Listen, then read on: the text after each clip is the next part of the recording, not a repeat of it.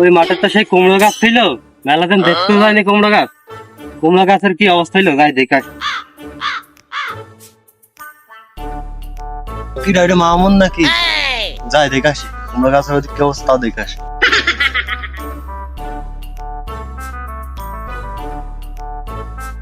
হ্যাঁ মামুন, হ্যাঁ তো আমার ওই মাঠে ভুই ছিল না, কুমড়ার ভুই, তো একটু কুমড়ার ভুইটা দেখে আসি। আমার কুমড়োর ভিতরে যাবো, আমার একটু কাজ দিল। তো আমি কুমড়ো নতুন কেমন লাগাই জানি, আমি নতুন চাষি নাই তো, এক জায়গায় গাছি হবে না, রাগ করবে। কোন যাবি কেন? তোমার সাথে বলা যাবে না, তুমি আমার সেরাম লোক তো। বলবি তো কানে? না না, বলবো না। আরে বল। আরে পাগল, বলতে হয় না। আমার হাতে বললি কেউ জানতে পারবে না। আমার গার্লফ্রেন্ড সাথে দেখা করতে হবে। গার্লফ্রেন্ড হাতে আগে দেখা করতে হয়, মানে চল একটু আমার একটু ইয়েকে দেখতো। ভাই গে না, রাগ কুমড়োর গাছকে ওষুধ মশুদ দিয়ে আসবো। রাগ করবেন তো। আরে রাগ মাগ করবে না, কালকে দেখুন।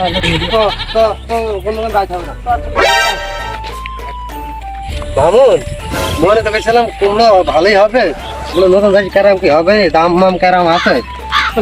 কুমড়ো বিক্রি করে মনে করছিল দুতলা ঘর তুলবো, বুঝলি? তো ওই তো সামনে আমার কুমড়ো বুঝ। এবারটা কুমড়ো মানে 35,000 টাকার মতন বিকে যাবে না, ঠিক আছে? দেখা যাক, এই সাবধানে আসিস। ধান কালকে লাগিয়ে একদম নরম হয়, ভেঙে পড়ে যাবে কাতার মধ্যে। ও মা গো, আমার মাজা গেল। মুখের কথা মুখেই পড়ে দিবি। মামা তো আমি আজকে ভালো তুই এক সাইডে পড়ছিস, কাতার মধ্যে পড়েছিস। তাড়াতাড়ি আয়, তো এই আইল পার হলে আবার ভুই। আমু এই ভুইটা নাকি? হ্যাঁ এই ভুইটা তো। কি রে কুমড়ো গাছ আরে মোর আমার হতেই গেছে। কি রে বাবা, মন কি হবে? ফার্মার ডাউন এ পানি হওয়ার আশায় থাকলে তো এটা মরে যাবে।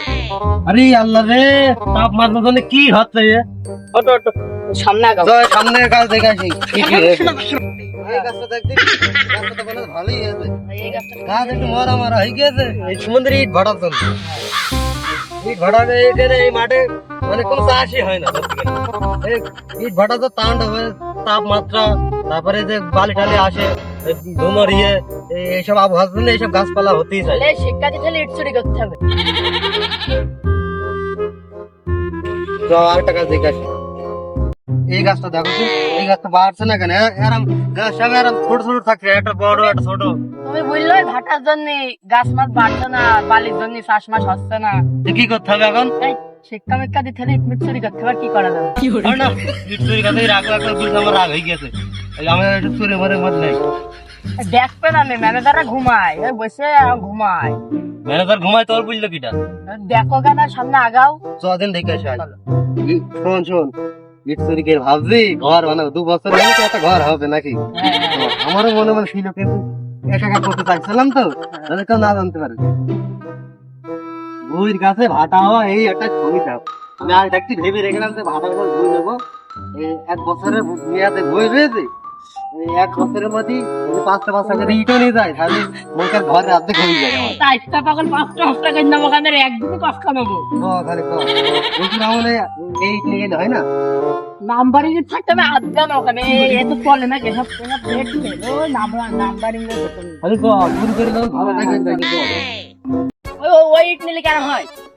এই ইট নিবি? হ্যাঁ, এই ইট নিলে তো ভালোই হয়। তো ও মা গো, কি হলো মামু? আমার মুখ এক সব উপড়ে গিয়েছে রে। এই যে চুরি করা শাস্তি মনে হয় এইটা। আরে চুরি করে শাস্তি হবে কেন? তুই তো আগে ইট না চুরি করে বাড়ি যাবো না আমি। ম্যানেজারটা কি বলবি নি? আমার আবার তাওই হয়।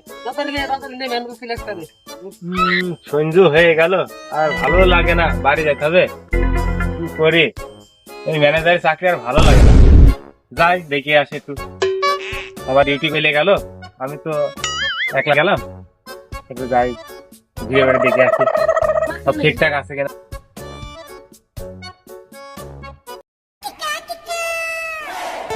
তুই 5টা নিবি, আমি 4টা নেবো। হ্যাঁ অর্থ